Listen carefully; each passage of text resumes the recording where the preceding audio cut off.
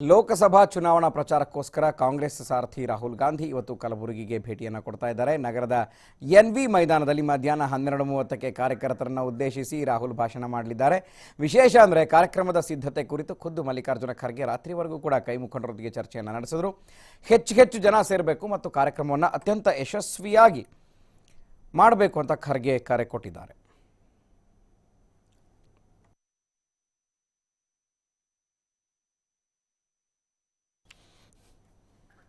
ಲೋಕಸಭಾ ಚುನಾವಣಾ ಪ್ರಚಾರಕ್ಕೋಸ್ಕರ ರಾಹುಲ್ ಗಾಂಧಿ ಇವತ್ತು ಕಲಬುರಗಿಯಲ್ಲಿ ರಣಕಹಳೆಯನ್ನು ಮೊಳಗಿಸಲಿದ್ದಾರೆ.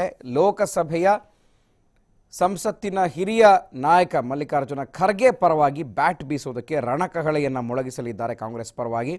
ಸೊ ಈಗಾಗಲೇ ಕಲಬುರಗಿ ಅದು ಕೂಡ ಸಾಕಷ್ಟು ಹೈ ವೋಲ್ಟೇಜ್ ಕ್ಷೇತ್ರ ಆಗಿದೆ. ಯಾಕಂದರೆ ಕಾಂಗ್ರೆಸ್ನಲ್ಲಿದ್ದಂತಹ ಉಮೇಶ್ ಜಾಧವ್ ಕಾಂಗ್ರೆಸ್ಸಿಗೆ ಕೈ ಕೊಟ್ಟು ನಾನು ಅಸಮಾಧಾನಿತ ಅಂತ ಹೇಳಿ ನನಗೆ ಬೇಜಾರಾಗಿದೆ ಕಾಂಗ್ರೆಸ್ನಲ್ಲಿ ಅಂತ ಹಿರಿಯ ನಾಯಕರೆಲ್ಲರೂ ಕೂಡ ನನ್ನನ್ನು ಅಸಡ್ಡೆಯಾಗಿ ನಡೆಸ್ಕೊಂಡಿದ್ದಾರೆ ಅಂತ ಕಾಂಗ್ರೆಸ್ ಮೇಲೆ ನೇರ ವಾಗ್ದಾಳಿಯನ್ನು ನಡೆಸಿ ಭಿನ್ನಮತೀಯರಾಗಿ ಗುರುತಿಸ್ಕೊಂಡು ಅತೃಪ್ತರಾಗಿ ಗುರುತಿಸ್ಕೊಂಡು ಮುಂಬೈ ಅಲ್ಲಿ ಇಲ್ಲಿ ಎಲ್ಲ ಕಡೆ ಓಡಾಡಿಕೊಂಡು ಕೊನೆಗೆ ಈಗ BJPಯನ್ನು ಸೇರಿಕೊಂಡಿದ್ದಾರೆ ಕಲಬುರಗಿನಲ್ಲೇ. ಪ್ರಧಾನಿ ಮೋದಿಯವರ ಸಮಾವೇಶದಲ್ಲಿ ಕಳೆದ ಒಂದು ವಾರದ ಹಿಂದಷ್ಟೇ ನಡೆದಂಥ ಸಮಾವೇಶದಲ್ಲಿ. ಆದರೆ ಈಗ ಅದೇ ಒಂದು ಜಾಗದಲ್ಲಿ ಅದೇ ಕಾರ್ಯಕ್ರಮವನ್ನು ಅದೇ ರೀತಿಯ ಸಮಾವೇಶದಲ್ಲಿ ಕಾಂಗ್ರೆಸ್ ಕೂಡ ವಾಗ್ದಾಳಿಯನ್ನು ನಡೆಸುವಂಥ ಸಾಧ್ಯತೆ ಇದೆ. ಯಾಕಂದರೆ ಉಮೇಶ್ ಜಾಧವ್ ಕಾಂಗ್ರೆಸ್ನಲ್ಲಿದ್ದವರು BJPಗೆ ನೇರ ಹೋಗಿ ಈಗ ಅಲ್ಲಿ ಸೇರ್ಕೊಂಡಿದ್ದಾರೆ. ಅಲ್ಲಿ MP ಟಿಕೆಟ್ ಅವರಿಗೆ ಲಭ್ಯ ಆಗ್ತಾ ಇದೆ. ಆದರೆ BJPಯಲ್ಲೂ ಕೂಡ ಒಳಗೊಳಗೆ ಭಿನ್ನಮತ ಇದೆ ಕಲಬುರಗಿಯ BJPನಲ್ಲಿ. ಇದೆಲ್ಲವನ್ನು ಕೂಡ ಹೇಗೆ ನಿಭಾಯಿಸ್ತಾರೆ, ಜೊತೆಗೆ ಮಲ್ಲಿಕಾರ್ಜುನ ಖರ್ಗೆ ಈ ಬಾರಿ ಗೆಲ್ಲೋದಕ್ಕೆ ಯಾವ ರೀತಿಯ ಸ್ಟ್ರಾಟಜಿಗಳನ್ನು ಮಾಡಿಕೊಂಡಿದೆ ಕಾಂಗ್ರೆಸ್ ಇವತ್ತಿನ ಸಮಾವೇಶದಲ್ಲಿ ಗೊತ್ತಾಗುತ್ತೆ. ಈ ಎಲ್ಲ ವಿಚಾರಗಳ ಬಗ್ಗೆ ಸಮಾವೇಶ ಹೇಗೆ ನಡೆಯುತ್ತೆ, ಯಾರೆಲ್ಲ ಭಾಗಿಯಾಗುತ್ತಾರೆ, ಉಮೇಶ್ ಜಾಧವ್ ಅವರಿಗೆ ಸೋಲಾಗುತ್ತಾ ಅಥವಾ ಗೆಲುವಾಗುತ್ತಾ, ಇದೆಲ್ಲದರ ಬಗ್ಗೆ ಮಾತನಾಡೋಣ. ನಮ್ಮ ಕಲಬುರಗಿ ಪ್ರತಿನಿಧಿ ಗೋಪಾಲ್ ಕುಲಕರ್ಣಿ ನೇರ ಸಂಪರ್ಕದಲ್ಲಿದ್ದಾರೆ. ಗೋಪಾಲ್, BJP ಸಮಾವೇಶ ನಡೆದಂತಹ ಒಂದು ವಾರದಲ್ಲೇ ಕಾಂಗ್ರೆಸ್ ಕೂಡ ಸಮಾವೇಶವನ್ನು ನಡೆಸ್ಕೊತಾ ಇದೆ. AICC ಅಧ್ಯಕ್ಷ ರಾಹುಲ್ ಗಾಂಧಿ ಬರ್ತಾ ಇದ್ದಾರೆ. ಸಾಕಷ್ಟು ನಿರೀಕ್ಷೆ ಇದೆ ಈ ಬಾರಿ ಮಲ್ಲಿಕಾರ್ಜುನ ಖರ್ಗೆ ಗೆಲ್ತಾರಾ ಅನ್ನುವಂತಹದ್ದು ಒಂದು ನಿರೀಕ್ಷೆ, ಜೊತೆಗೆ ಒಂದು ಪರೀಕ್ಷೆ. ಯಾವ ರೀತಿ ಸಮಾವೇಶಕ್ಕೆ ಸಜ್ಜಾಗಿದ್ದಾರೆ, ಯಾರೆಲ್ಲ ನಾಯಕರು ಬರ್ತಾ ಇದ್ದಾರೆ, ಕಾರ್ಯಕರ್ತರು ಏನು ಹೇಳ್ತಾರೆ ಅಂತ?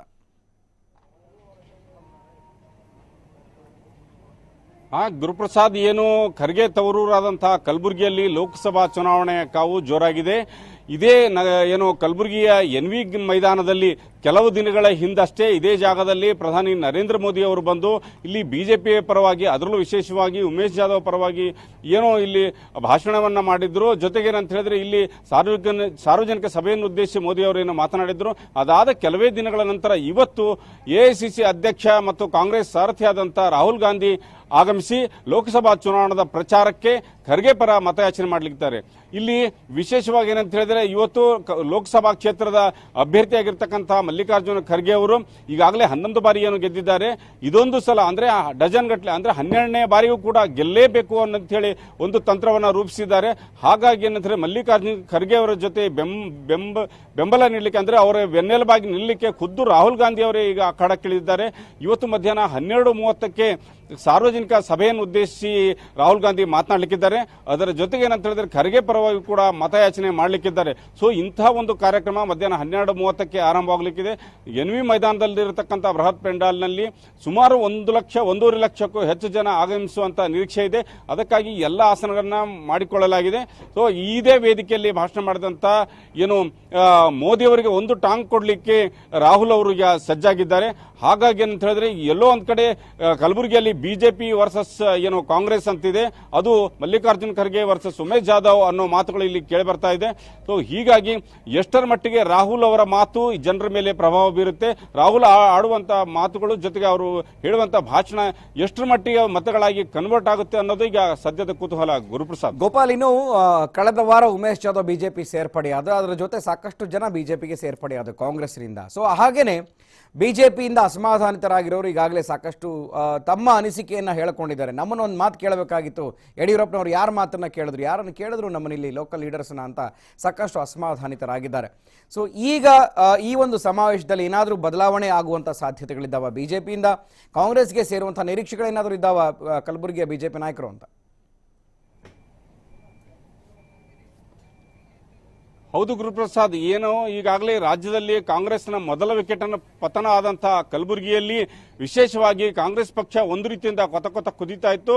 ತಮ್ಮ ಒಂದು ಶಾಸಕರನ್ನ ಬಿಜೆಪಿ ಸೆಳೆದಿದೆ ಅನ್ನೋ ಒಂದು ಏನು ವಿಚಾರದಿಂದ ತುಂಬಾನೇ ಉದ್ವೇಗಗೊಂಡಂತಹ ಕಾಂಗ್ರೆಸ್ ಇದೀಗ ಶತಾಯಗತವಾಗಿ ಅಲ್ಲಿರ್ತಕ್ಕಂಥ ಅಂದ್ರೆ ಬಿಜೆಪಿಯಲ್ಲಿ ಇರ್ತಕ್ಕಂಥ ಹಲವಾರು ಕೆಲವು ಅಸಮಾಧಾನ ಯಾರ್ಯಾರು ಇದ್ದಾರೆ ಅಂಥವ್ರನ್ನ ಕ್ಯಾಪ್ಚರ್ ಮಾಡಿಕೊಂಡು ಇದೇ ರಾಹುಲ್ ವೇದಿಕೆಯಲ್ಲಿ ಅವರೆಲ್ಲರನ್ನ ತಂದು ಅವರಿಗೆ ಏನು ಕಾಂಗ್ರೆಸ್ ಬಾವುಟವನ್ನು ನೀಡಿ ಪಕ್ಷಕ್ಕೆ ಬರಮಾಡಿಕೊಳ್ಳುವಂತಹ ಒಂದು ಎಲ್ಲ ತಯಾರಿ ಈಗಾಗಲೇ ನಡೆದಿದೆ.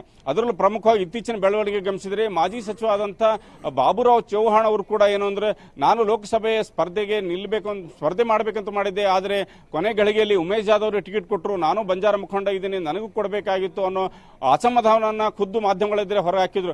ಅದಾದ 2-3 ದಿನಗಳಲ್ಲೇ ಹಿರಿಯ ನಾಯಕ ಮತ್ತು ಕಲಬುರಗಿಯ ಮುತ್ಸದ್ದಿ ಬಿಜೆಪಿಯ ಏನು KB ಶಾಣಪ್ಪ ಅವರು ಕೂಡ ಉಮೇಶ್ ಜಾಧವ್ ಅವ್ರನ್ನ ಸ್ಪರ್ಧೆ ಮಾಡಲಿಕ್ಕೆ ಟಿಕೆಟ್ ಕೊಡ್ಲಿಕ್ಕೆ ನೀವು ಯಾರನ್ನ ಕೇಳಿದ್ರಿ, ಲೋಕಲ್ ಲೀಡರ್ ನಾವಿದ್ದೀವಿ, ನಾನು ಹಿರಿಯ ಇದ್ದೀನಿ, ಇಷ್ಟು ವರ್ಷ ಪಕ್ಷಕ್ಕೆ ದುಡಿದಿದ್ದೀನಿ, ನನ್ನನ್ನು ಒಂದು ಮಾತು ಕೇಳಿಲ್ಲ ಅಂತ ಹೇಳಿ ಒಂದು ಕಡೆ KB ಶಾಣಪ್ಪನವರು ಕೂಡ ಅಸಮಾಧಾನ ಹೊರಹಾಕಿದ್ದಾರೆ. ಅದರ ಜೊತೆಗೆ ಇನ್ನೋರ್ವ ಕಾಂಗ್ರೆಸ್ ಮುಖಂಡರಂತ ಶಾಮರಾವ್ ಪೇಟೆ ಕೂಡ ತಮ್ಮ ಅಸಮಾಧಾನವನ್ನು ಹೊರಹಾಕಿ, ಸೊ ಹೀಗಾಗಿ ಇಂಥವರೆಲ್ಲರನ್ನ ಒಂದು ರೀತಿಯಿಂದ ಟಾರ್ಗೆಟ್ ಮಾಡಿ ಈಗಾಗಲೇ ತೆರೆಮರೆಯಲ್ಲಿ ಅವರನ್ನ ಪಕ್ಷಕ್ಕೆ ಬರಮಾಡಿಕೊಳ್ಳಲಿಕ್ಕೆ ಒಂದು ರೀತಿ ಸಿದ್ಧತೆ ನಡೆಸಿದ್ದಾರೆ.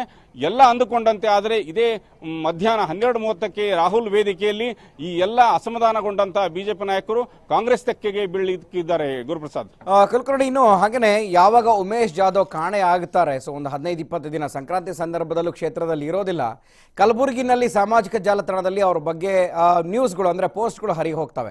ಸೊ ಅದಕ್ಕೆ ಟಾಂಗ್ ಅನ್ನು ಕೂಡ ಕೊಡ್ತಾರೆ ಉಮೇಶ್ ಜಾಧವ್, ನಾನು ಎಲ್ಲೇ ಇದ್ರೂ ಕೂಡ ಬೇಕಂತ ನನ್ನ ವಿರೋಧಿಗಳು ಮಾಡಿದ್ದಾರೆ ಅಂತ. ಬಟ್ ಈಗ ಕಾರ್ಯಕರ್ತರಾಗಿರ್ಬೋದು ಯಾರು ಕೂಡ, ಯಾಕೆಂದ್ರೆ ಲೋಕಸಭೆ ಚುನಾವಣೆ ಹತ್ರ ಬರ್ತಾ ಇದೆ, ಅಭ್ಯರ್ಥಿ ಘೋಷಣೆ ಆಗಿದ್ದಾರೆ, ಸೊ ಯಾವ ರೀತಿ ಅವರ ಮನಸ್ಸಿದೆ, ಅದು ಬಿಜೆಪಿ ಆಗ್ಬೋದು ಕಾಂಗ್ರೆಸ್ ಆಗ್ಬೋದು, ಸೊ ಯಾವ ರೀತಿ ಫೈಟ್ ಇದೆ ಅಲ್ಲಿ ಕಾರ್ಯಕರ್ತರ ಮಧ್ಯೆ ಅಂತ?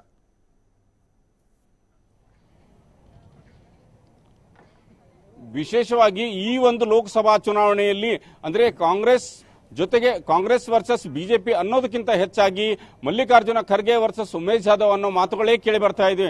ಪಕ್ಷಕ್ಕಿಂತ ಮುಖ್ಯವಾಗಿ ಇಲ್ಲಿ ವ್ಯಕ್ತಿಗಳ ಒಂದು ಆರೋಪ ಪ್ರತ್ಯಾರೋಪ ಇಲ್ಲಿ ನಡೀತಾ ಇದೆ. ಸೊ ಹಾಗಾಗಿ ಇತ್ತೀಚೆಗೆ ಅಂತಾರೆ ಮಲ್ಲಿಕಾರ್ಜುನ ಖರ್ಗೆ ಅವರ ಪುತ್ರ ಪ್ರಿಯಾಂಕ್ ಖರ್ಗೆ ಅವರು ಏನು ಉಮೇಶ್ ಜಾಧವ್ ಅವ್ರ ಮೇಲೆ ಆರೋಪ ಮಾಡಿದ್ರು. ಆಪರೇಷನ್ ಕಮಲಕ್ಕೆ ಬಲಿಯಾಗಿ 50 ಕೋಟಿ ರೂಪಾಯಿ ಆಸೆಗೆ ಬಿದ್ದು ಉಮೇಶ್ ಜಾಧವ್ ಅವರು ಬಿಜೆಪಿಗೆ ಹೋಗಿದ್ದಾರೆ, ಕಾಂಗ್ರೆಸ್ಗೆ ಕೈ ಕೊಟ್ಟು ಬಿಜೆಪಿಗೆ ಹೋಗಿದ್ದಾರೆ, ಅದು ಕೇವಲ ಹಣದ ಆಸೆಯಿಂದ ಅಂತೇಳಿ ಚಿಂಚೋಳಿಯಲ್ಲಿ ನಡೆದಂತ ಒಂದು ಸಮಾವೇಶದಲ್ಲಿ ಪ್ರಿಯಾಂಕ್ ಖರ್ಗೆ ಅವರು ಈ ಒಂದು ಮಾತನ್ನು ಹೇಳಿದರು. ಅದಕ್ಕೆ ಪ್ರತಿಯಾಗಿ ಟಾಂಗ್ ಕೊಟ್ಟಂತ ಉಮೇಶ್ ಜಾಧವ್ ಅವರು, ನಾನು ಒಂದು ವೇಳೆ ದುಡ್ಡು ತಗೊಂಡು ಬಿಜೆಪಿಗೆ ಹೋಗಿದ್ರೆ, ಒಂದು ವೇಳೆ ನಾನು ಹಣದ ಆಮಿಷಕ್ಕೆ ಬಲಿಯಾಗಿದ್ರೆ ಆ ಮಾತನ್ನ ಅವರು ದೇವರ ಮೇಲೆ ಆಣೆ ಮಾಡಿ ಬಂದು ಹೇಳಿ, ಮಂಜುನಾಥನ ಆಣೆ ಮಾಡಲಿ ಅಥವಾ ಅವ್ರಿಗೆ ಯಾವ್ದು ಇಷ್ಟವಾದ ದೇವರ ಮೇಲೆ ಅವರು ಆಣೆ ಮಾಡಲಿ, ನಾನು ಕೂಡ ಅವತ್ತು ಬರ್ತೀನಿ. ಸೊ ಹೀಗಾಗಿ ಯಾರದು ನಿಜ ಯಾರದು ಸುಳ್ಳು ಅನ್ನೋದು ಜನರೇ ತೀರ್ಮಾನ ಮಾಡ್ತಾರೆ ಅಂತ ಹೇಳಿ ಜಾಧವ್ ಕೂಡ ಟಾಂಗ್ ಕೊಟ್ಟಿದ್ರು. Guruprasad, okay, thank you Gopal ತಮ್ಮೆಲ್ಲ ಮಾಹಿತಿಗೆ.